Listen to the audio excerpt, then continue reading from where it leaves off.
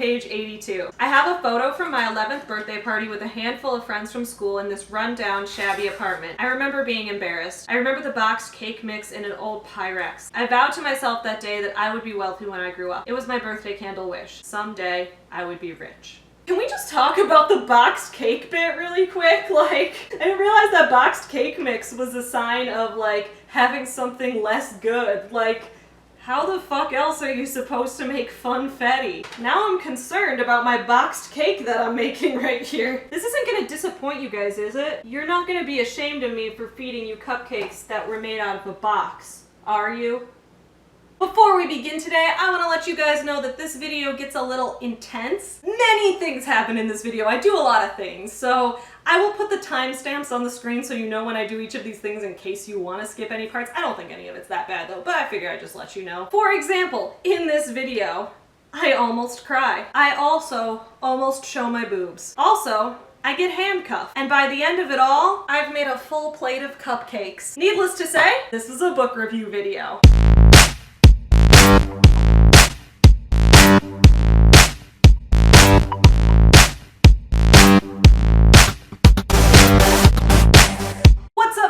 Small business supporters, I'm Savvy, and today we are going to very unapologetically talk about Rachel Hollis's Girl Stop Apologizing. And while we do that, we are going to be baking Funfetti cupcakes! I am baking these cupcakes to celebrate a very important birthday. The birthday of the Forever Home Friends! Yes, August 11th, 2017 was the date that I first launched this business and released the first 2 books in our series, Princess Allie and Smile Chewie. Now I am baking these cupcakes to celebrate our 2-year anniversary, which is going to be August 11th, 2019, which is also the date that these plushes are launching! So I am partially baking these cupcakes to take pictures with the plushes with them celebrating their birthday. It's gonna be cute. But while I bake the cupcakes, we're gonna be reviewing Girl Stop Apologizing. First though, if you're new to my channel, please remember to click the subscribe button. I have new videos about books and writing coming out every Monday, Wednesday, and Friday, so you don't want to miss them.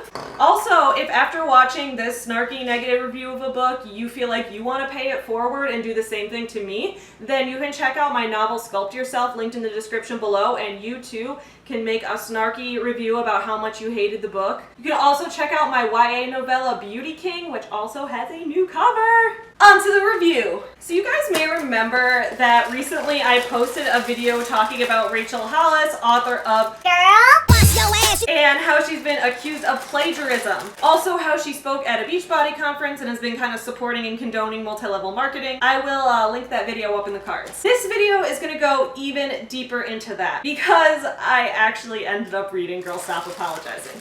Maybe it was a dick move for me to read this book knowing that I wasn't gonna like it, especially after I did that whole rant on Girl Wash Your Face and I did a whole video about how Rachel is scamming people, but curiosity got the best of me and I guess I'm just kind of a dick sometimes. Sorry. I mean, not sorry, because I need to Girl Stop Apologizing. So I read this book and I realized that these problems in terms of plagiarism, in terms of body shaming, in terms of supporting multi-level marketing is way worse than I thought. As I was reading the book, I kept finding things and being like, man, I wish I knew that when I made my video, and then I just realized I could make another video, so here we are. Here's my usual disclaimer. Do not send hate to anyone as a result of this video. While I am critiquing Rachel's book and her tactics, I am not going to be tagging her in this review. I'm not going to be going onto her YouTube channel and commenting about these things. So do not do that as well. I think it's one thing to call someone out on the quality of their work and the message that they're spreading and the impact that it's having on people, but it's another thing to be mean to them, and I don't condone that, so don't do that. Now onto the title.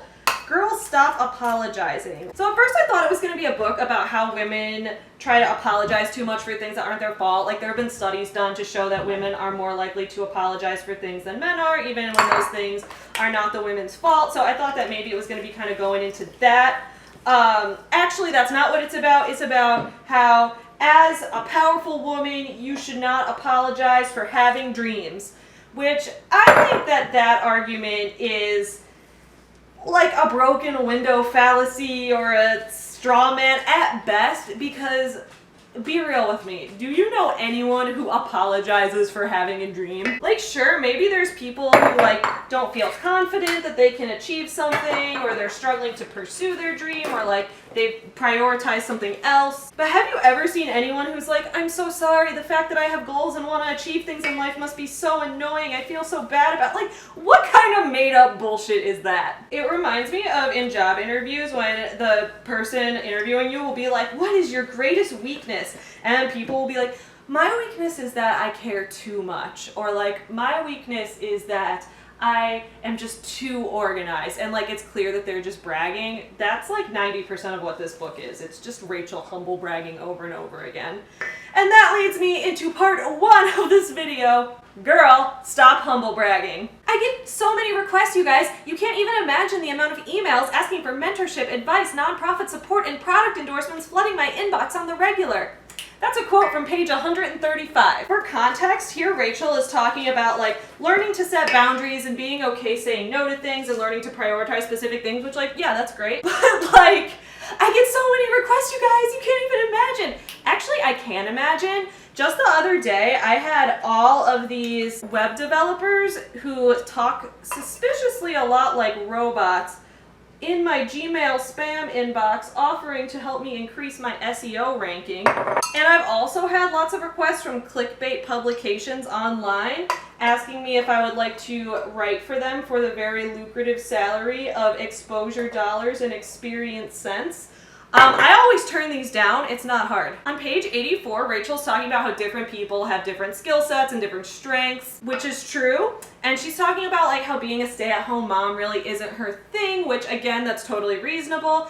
But this is how she phrases it. You know what is in my wheelhouse? Building a successful business, managing a team, writing books, giving keynote speeches, crushing it on social media, strategizing, branding, PR, planning live events where 1,000 women fly from all over the world to be inspired. INSPIRED. That's a weird way to spell manipulated. Is that the British spelling or something? But my favorite humble brag of all in this whole book comes from pages 64 to 65. Side note real quick, have you guys noticed how throughout this I've been mentioning the page numbers where I saw these quotes and like talking about how they're from Rachel's book and like citing my sources? Just don't forget that. Anyway, so Rachel is talking about failure and how we need to be comfortable with the idea that we're gonna fail sometimes. And that the fear of failure shouldn't keep us from like taking the chance and taking a risk and going for it anyway. So she gives a story of a time that she failed greatly at something, and as always, Rachel's story is very #relatable. Gotta preheat the oven real quick. So apparently for years, Rachel's goal has been to hit the New York Times bestseller list. Before Girl Wash Your Face came out, she posted on her blog that this was her goal and that she wanted to make the New York Times bestseller list, and then a week after the book came out, she was like monitoring the list in the first week, and Girl Wash Your Face was not on the New York Times bestseller list. And that's the story. That's Rachel's great failure, is that she didn't make the bestseller list in the first week. Then after that, she goes on to talk about how 10 weeks after the book released, it did then make the bestseller list. And then to celebrate, she drank a bottle of Dom Perignon. #relatable. You know, I was once number 2 on the bestseller list.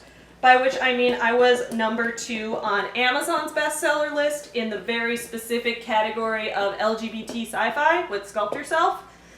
And it was on there for less than a day. But hey, I do not consider that a failure. And the reason I don't consider any of my writing career a failure is because I know I haven't done it with stolen content. Which leads us to Part 2, girl, for the love of God, stop plagiarizing. I covered plagiarism pretty thoroughly in the previous video, so let's just kind of give some quick examples of places where she plagiarized in this book. Page 35, goals are dreams with work boots on. That's a quote from Dave Ramsey. Page 95, if you want to take the island, burn the boats. That's a quote from Julius Caesar. Also on page 95, because we can't go a full page without another one. When the tide rises in the harbor, all the boats rise. That's a quote from John F. Kennedy. Page 103, ambition is not a dirty word. That's a quote from Deborah Condren. In fact, it was the title of her book. All right, stop the music. We need to get real with this one. Page 43, stop waiting for someday. Someday is a myth. This was not stolen from a fellow self-help author. This was not stolen from a fellow media mogul. This was not stolen from a president of the United States. This was stolen from a small Christian blogger named Shannon Vanderwerker. Rachel gives her no credit, 0. I'll link to the original blog post that has this quote in the description below so you can give Shannon's blog traffic. The post was actually written years before this book came out. Finally, we have page 129 when Rachel says, to quote my friend Elizabeth, you need less wishbone and more backbone. Well, thank God that your totally real friend Elizabeth gets credit, but fuck all the rest of them, am I right? Part 3, girl, that's a pyramid scheme. So when I first saw the video of Rachel speaking at the Beachbody conference, I thought that maybe she was just like taking speaking gigs wherever they were available, or maybe she didn't know much about multi-level marketing, or maybe she like just thought that it was actually a helpful thing or whatever. No, after reading this book, I have my answer. Rachel is intentionally targeting audiences with MLM participants. If you want to know more about multi-level marketing, you can check out the video I did about it, which is linked up in the cards, or also the previous video that I did on this topic where I go pretty deep into MLM income disclosure statements and kind of prove that it's impossible to make money with these except if you're at the very top. But basically MLMs are pretty much pyramid schemes in disguise. They often target low-income women or single parents or people who are struggling in some way with this promise of like, oh, you can make all this money, you can get rich like we can, and you can do it from home and like all that. And they try to recruit them into this direct sales job, which in reality is just like you're going to keep paying the company more and more money and you're going to keep losing money and not actually selling very much. And then when your friends and family try to talk you out of it, the people who are in this company try to tell you to just shut out their opinions and not listen to them and that they're haters and they don't want to see you succeed. It's very like a cult-like emotional manipulation, and it puts a lot of women who are already struggling deeper into debt. And because Rachel promotes kind of this idea of like positivity and going after your goals, MLMs like to use her content as inspirational material for their consultants. So I think Rachel kind of realized that people in MLMs were listening to her and that they were already in her audience, so she decided to just keep on pandering to them. Here we go. Page 68. What's that? Your cousin Emily is already killing it in that direct sales jewelry company? Oh, I guess that means it really is an incredible place to build community and a side income. Sure, if you want to be recruited into a company to become your cousin's competition, then I guess it really is a great place to drink Kool-Aid and lose money. In this quote, Rachel is not only encouraging people to accept MLMs, but like this is targeted at someone who is maybe questioning going into an MLM or maybe is not in one yet, and she's encouraging them to do it. She's like targeting the person who maybe someone in their life is in an MLM and they aren't, and she's like, oh, well, maybe it really is a great place to make income. You should join them. Like, what the fuck? It's dangerous. Page 107. Attempting to grow to a new level in your multi-level marketing business doesn't just require classes and webinars and a sick social media presence. It also requires someone to help you around the house since you will have less time for that. Girl's not even sugarcoating it anymore. Also, in MLMs, grow to a new level is usually code for order more overhead inventory from the company that you will struggle to sell that you have to keep on hand, and then you get put in a new level because you technically like sold more, but they don't know how much you sold, they know how much you ordered for yourself. So that's what people do, and you end up like becoming the customer of the company that you work for. So yeah, Rachel, keep encouraging people to grow to a new level. What a hot mess. I guess Rachel knows her audience and has no shame about manipulating them. I guess that's why it's called Girl Stop Apologizing. Don't have shame in anything you do, even when you act like a borderline sociopath. Ruin people's lives. It's all good, girl. You don't need to apologize. Part 4. Girl, stop body shaming. Alright. Before we stop body shaming, let's start moving these cupcakes into a cake pan so that we can eat some healthy ass cupcakes and not body shame. So in my Girl Wash Your Face review, I talked about how Rachel likes to body shame women and how she promotes the importance of dieting all the time. There's a whole section in my Girl Wash Your Face review where I talk about how Rachel no longer respects her friend Pam because Pam quit her Whole30 diet to eat some cake and pizza. This like little story and me reacting to it inspired me. Oh shit, I didn't put the no stick Hold up. Anyway, the story about Pam. It inspired me to make this piece of artwork that I'll put up on the screen. It says, "We stand Pam." I had so much fun making this. I'm considering making it into a piece of merch. If you guys are interested in that, let me know in the comments below. This will teach me to bake and review a book at the same time. Oh my goodness. Girls, stop multitasking, more like it. So anyway, this book gets even worse into Rachel hating on anyone who isn't skinny or isn't super in shape. Since we're talking about Pam, let's spray it with some Pam. This is not Pam, this is Costco brand. Page 118. There are no overweight animals in nature. That's not a thing. The only overweight animals that exist are the ones that live in our houses with us. Animals are not overweight. Pets are overweight. You are not a pet. You are a powerful, beautiful, bold woman, and you will treat yourself as such.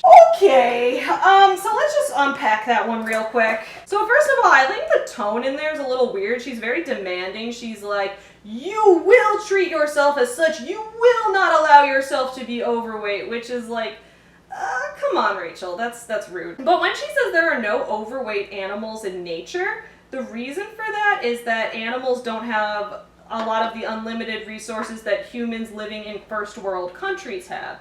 So, like, Rachel, if you want to, like, go back to hunter-gatherer days where humans, like, caught all of their own food and all of that, then sure, like, there would be no overweight humans in nature too, but I prefer living this life where I can bake cupcakes in my kitchen than living a life, oh, I probably put too much in there.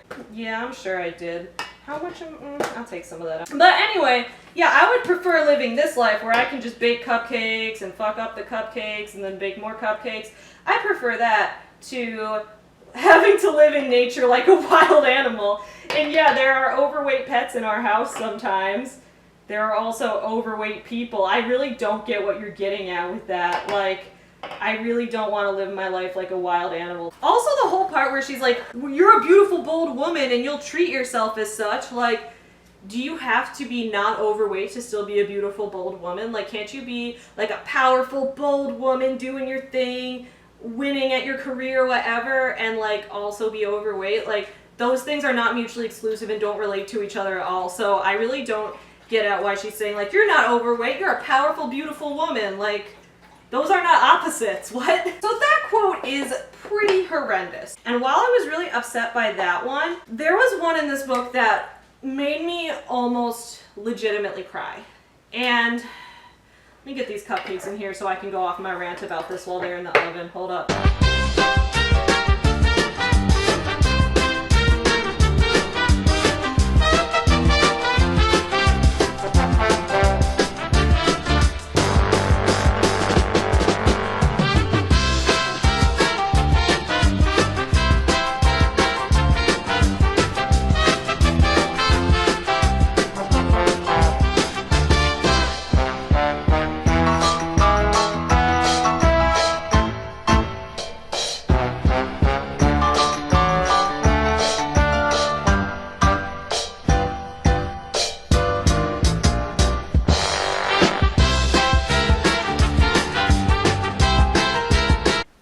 So cupcakes are in the oven, so I can get into this big discussion I want to have.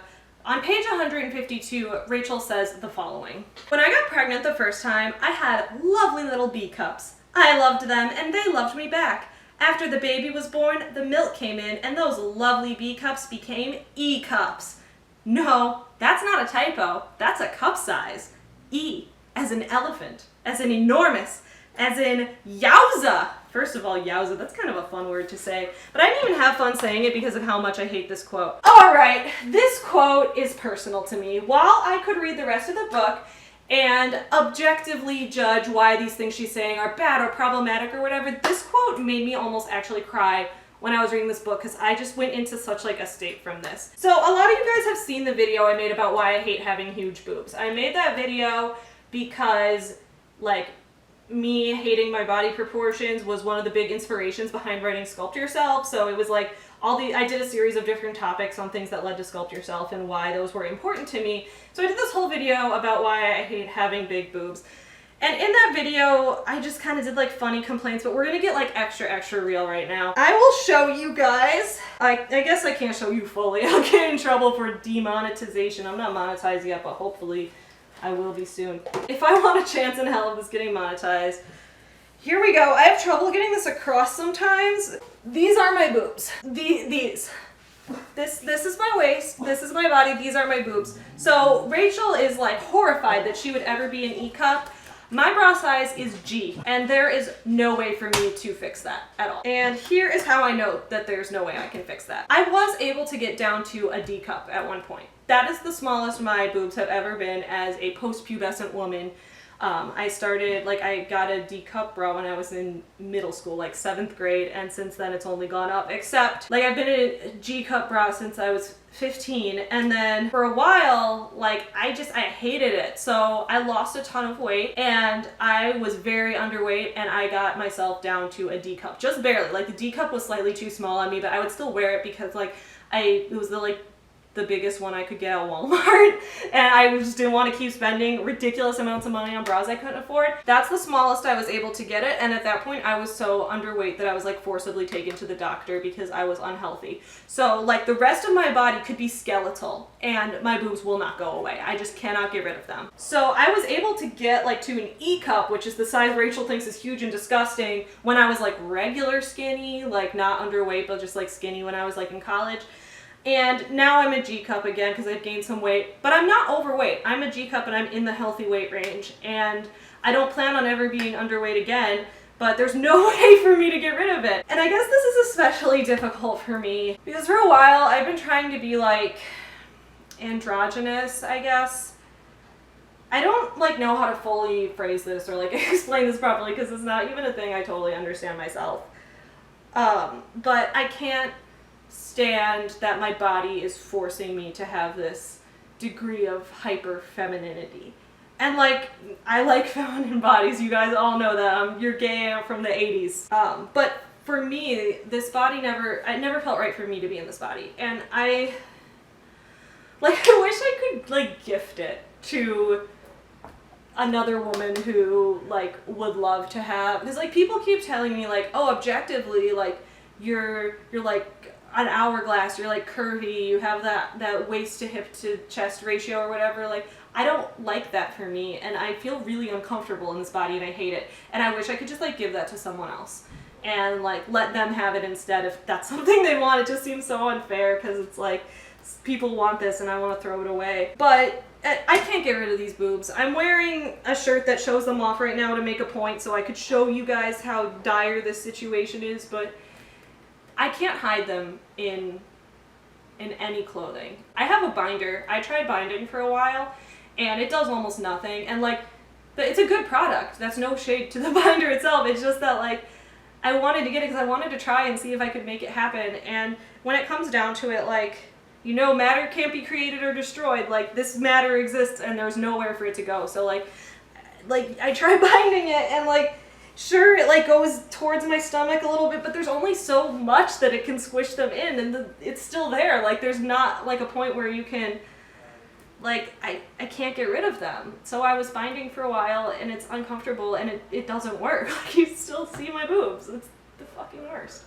So anyway, Rachel uses this story to lead into the fact that she got a boob job and talk about like why she got one because it made her so more confident in herself and all of that. Like that's great, good for her. Like, and she talks in that section how people are like, you know, they tell women like just be yourself, love yourself as you are, but for me that involved having a boob job, and like that's fine. I think people should do whatever they want to with their own bodies. I 100% agree with that. But the way she talks about it is so nonchalant, and also like her chest was so horrible before and now she had to get a boob job, and her biggest struggle in getting a boob job was like her fear of other people judging her. It wasn't like paying for it. Rachel, do you know what I would give to be able to get either breast reduction or like a double mastectomy or maybe top surgery? I still don't know what exactly, but do you know what I would give to just make it smaller, to just take anything off of this? And like, it's just so easy for her. Like, I don't have the money for that. I'm trying to run a business. I have goals and dreams, girl, like Rachel says with her whole goal setting process. Yeah, I have that. I'm working toward my goals, so I do not have any expendable income to be getting rid of my chest.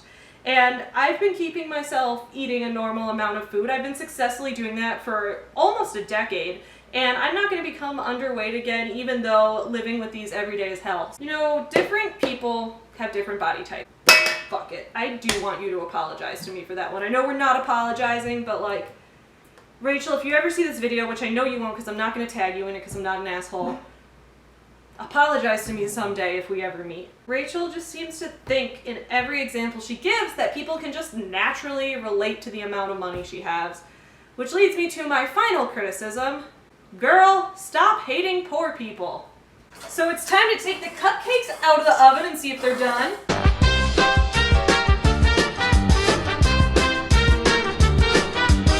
Yes, they look like they are done. Turns out since I don't bake very often, I did not remember to get those little paper cupcake things that you're supposed to put in the thing.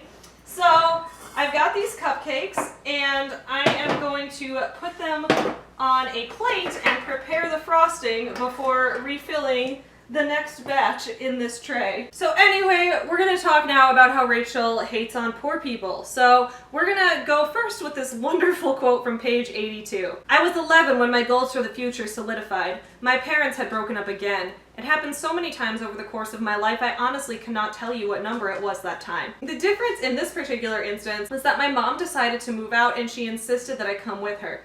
Nobody asked me what I wanted or gave me a say in the matter. They simply announced that it was happening. My 3 older siblings would stay with my dad in our family home, and I would move into a crappy apartment with my mom. It was one of the darker years of my childhood. I rarely had access to my siblings, and the financial strain of parents who were now dividing resources to pay for 2 places to live meant that we had even less than before. I have a photo from my 11th birthday party with a handful of friends from school in this run-down, shabby apartment. I remember being embarrassed. I remember the boxed cake mix in an old Pyrex. I remember that we couldn't afford decorations. I remember being hyper aware of 2 things. First, I don't want the kind of life where I lack funds for special occasions. Second, it's not very convincing to assert your independence, from my mother in this case, if you don't have the financial means to back it up. I vowed to myself that day that I would be wealthy when I grew up. It was my birthday candle wish. I stood in that tiny dining room on stained carpet in front of the yard sale table and I promised myself something better. I will never live like this when I have the ability to prevent it. I was vehement in this. Someday, I would be rich. There's a lot to unpack here. So in the concept of memoir, there's this idea called the voice of innocence versus the voice of reflection. And what that basically means is that when you're writing a memoir, you write about where you were at the time and your perception of the situation, but since you're now looking back on it, you have additional information to provide about how the situation is contextualized. So in this example, we know that 11-year-old Rachel, she's ashamed of the apartment, she doesn't like that her family's poor, that kind of thing. Rachel never has a moment where she's like, oh, but now looking back, my mom did the best she could and I love her and whatever. Like, no, it's all, I vowed that this would never happen to me again, and it seems like justified. The fact that there's no difference between the voice of innocence and the voice of reflection shows that Rachel still believes exactly what she believed at that time, and that's really sad, and I feel kind of bad for her mom. Also, can we just talk about the boxed cake bit really quick? Like, I didn't realize that boxed cake mix was a sign of, like, having something less good. Like, how the fuck else are you supposed to make funfetti? Now I'm concerned about my boxed cake that I'm making right here. This isn't gonna disappoint you guys, is it? You're not gonna be ashamed of me for feeding you cupcakes that were made out of a box, are you? But what's really concerning about this section is just the way that Rachel guilts her mom. In talking about her mom choosing to move out, she almost makes it sound like, you know, her mom moving out was a bad decision because now the family was poor. You would think that now that Rachel is a mature adult who is making millions of dollars and successfully coaching women all over the world, you would think that maybe she knows by now that that was an unhealthy relationship that her parents had, because she goes later into the book into all the ways that they fought, and it wasn't healthy. They absolutely should not be together. You would think that she would be like, looking back, it was the right choice for them to break up even though it made life a lot more difficult. Like, nothing. She seems to just still think it's awful because of how it affected her. But the biggest problem with the fact that she guilts her mom in this is that it's incredibly hypocritical, because so much of the book is devoted to getting rid of the concept of mom guilt. And I totally agree with what she's talking about there. There's the concept that, like, women get guilted after they have kids. Women are, like, guilted for either going back to work or they're guilted for staying at home. Like, either way they get guilted one way or the other. Like, men don't usually get that because, like, if a man, you know, wants to pursue his career above his family, like, people are just like, assume it's the norm. So, like, the concept of mom guilt that she's talking about makes a lot of sense, But then she just turns around and guilts her own mom, like, oh, my mom was so poor that she made me boxed cake mix, which, like, what? Also, the fact that her parents broke up, like, throughout this book, it sounds like her dad was a huge asshole. Here is my favorite quote from the entire book. Page 89. My daddy is a strong and very forceful personality and he demands total obedience. But you know what they say about Rachel? She's hashtag relatable. I may have gone too far in a few places. Yeah, Rachel uses the word daddy 4 times in this book. Page 90. We did everything possible to keep daddy happy. Alright, but back to unpacking this quote from page 82. So Rachel specifically talks here about how her goal is to be rich. Her goal is not that she wants to become a writer. Her goal isn't that she wants to tell stories and share them with the world. Her goal isn't that she wants to inspire other women. Her goal at age 11 that she set and then stayed with for the rest of her life was that she wanted to be rich. And now you could easily write that off by being like, yeah, that's her goal when she was 11. When people are kids, like money, they don't know too much about what they want to do with their future. Totally reasonable. If that's not how it actually played out for her. When Rachel is like 19, 20 years old, in the story she talks about how she had these big goals for her party planning business. So that was what first got her off the ground, was being an event planner and planning events for celebrities and high profile clients and that kind of thing. So she talks about how she, is a party planner and how that was her big goal, and starting up a business was difficult because she didn't have clients right away, and like how it was all about her insanely good work ethic that made her be able to get this business off the ground and make a lot of money with it. And it's like, that's great. But you would think that if party planning were her passion, she would still be doing it. Instead, the way she talks about it in the book is her being like, yeah, party planning was my passion, and then I started blogging about the food that I was making for these parties, and while I was blogging about them, my blog started to grow, and then when my blog started to grow, I realized I need like 20 more people on my staff to run the blog so it could continue growing. And then my blog was growing, so I realized I needed to write a cookbook. So then when I wrote a cookbook, I realized I was actually meant to write books, so then I wrote a novel, and then after I wrote a novel, I was getting so much traction on my blog that I decided I would write a self-help book, and then I decided from a self-help book that I'd become a motivational speaker, and it's like, girl, you're going where the money is. There's nothing wrong with wanting to make money. Like, money is necessary for a lot of people to live their lives, and I'm glad that she was able to be a self-starter and make money as an entrepreneur. I think that's amazing. But what's weird is that, like, she wants to make money, and so even when she's doing financially well in her career, when she sees that there's more money in something else, she suddenly just switches to going full force at that completely different career. And that's something I kind of want to talk about in terms of being an author. We're all here on BookTube and AuthorTube. A lot of us either are authors or are very close to some authors or love reading works written by authors. We all know that as an author, it's hard to make money. The second batch in the oven, and then also start frosting these. So we're going to set 20 minutes on the timer. Okay, yeah, so no one knows more than me how it's hard to make money as an author. So yes, none of this business is easy. But what happens a lot, and I think this is kind of sad, I mean, if it works out for you, it's not sad if it's working for you personally. So that's my disclaimer. I think everyone needs to do what makes them happy. But I noticed that a lot of authors struggle to make money as a writer, and they realize that there's tons of other people who also want to make money as a writer. So when they've even made a little bit of money and kind of know the process, they decide to sell the fact that they know that process to other people. Not even just the author process, just like the goal setting and the dreaming and the visioning or the whatever process. Like, this is what Rachel's kind of doing basically, is that she was like, I'm a cookbook author, I'm a novelist, I'm doing all of this writing, and then she's like, oh, I have my whole life and career together, so that means I should be teaching other people how to do it and go into the self-help and motivational speaking career instead, which is a completely different career. And I think it's very lucrative to a lot of authors to be like, oh, I should write self-help books because a lot of other people out there want the answers to things. They want to know, like, how to fix these problems in their life, so I should be writing self-help books instead of writing these novels that I'm having a hard time selling. Because self-help books are short. This book was like 188 pages, I think. They're easy to sell, especially if you have a platform, especially if you have any knowledge that someone else wants. It just seems like a shame to me that, Rachel's a good writer, so that's what I'm going to go into next. Part 6. Girl, it's not too late. Rachel is a good writer. I have a lot of good things I could point out about this. In my previous video I made about Rachel, I talked about how she's a good public speaker and how it makes me sad that she's using these skills to manipulate other people rather than to actually put them to good use, motivating people in something that would be productive, not MLMs. But the truth is she's a good writer. She has this novel series called like Party Girl that's about a girl that's a party planner using her experience from there. I'd actually be interested in reading it because the plot sounds interesting, and she self-published it because her agent kept trying to make her make the character different than she wanted to, and she wanted to retain creative control, and she marketed well and sold a bunch of copies. Like, that's real inspiration. I love that. I love that that's what happened. And I would like be willing to read that series if I weren't so disappointed in Rachel being like spammy and taking on almost cult leader type tactics. Here's an example of Rachel's writing and how I liked it. Page 81. I'm a hustler, baby. Jay-Z. Don't you hate it when an author starts a chapter with a quote? I loved that for a few reasons. One, because she gave Jay-Z credit for the quote.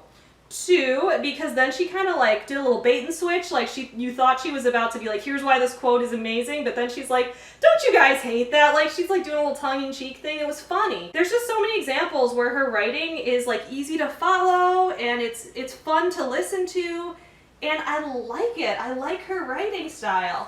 But why does she have to use it to perpetuate these terrible and harmful ideas?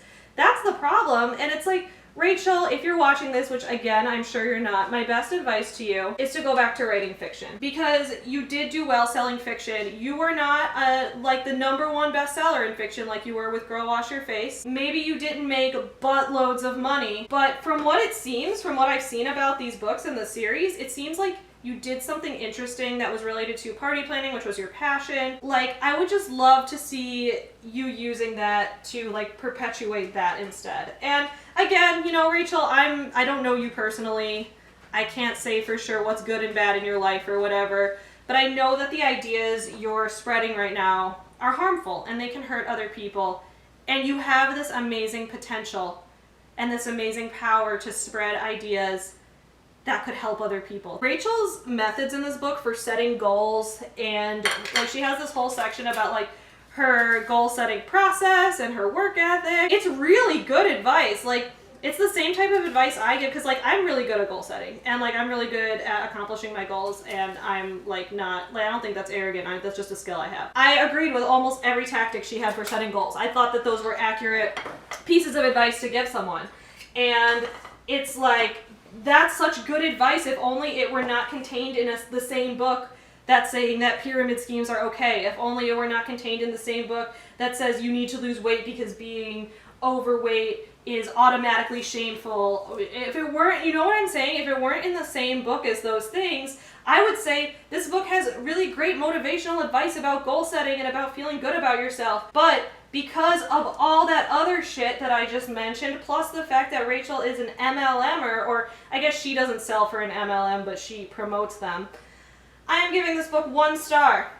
I think it's been a long time since I gave a book 1 star. I think I even gave Ship It 2 stars just because it had some interesting things to say about like female and LGBT and non-white representation in the media. Like, it had some good things to say about that, but again, it did it in like a really terrible way. You can see my review about Ship It linked in the cards. I sold that book on Facebook Marketplace. These are my cupcakes. They will be used to celebrate the Forever Home Friend's 2nd birthday. We have a little tube candle over here. And then we have a set of colorful candles. I'm really excited to do a photo shoot with my plushes now for these.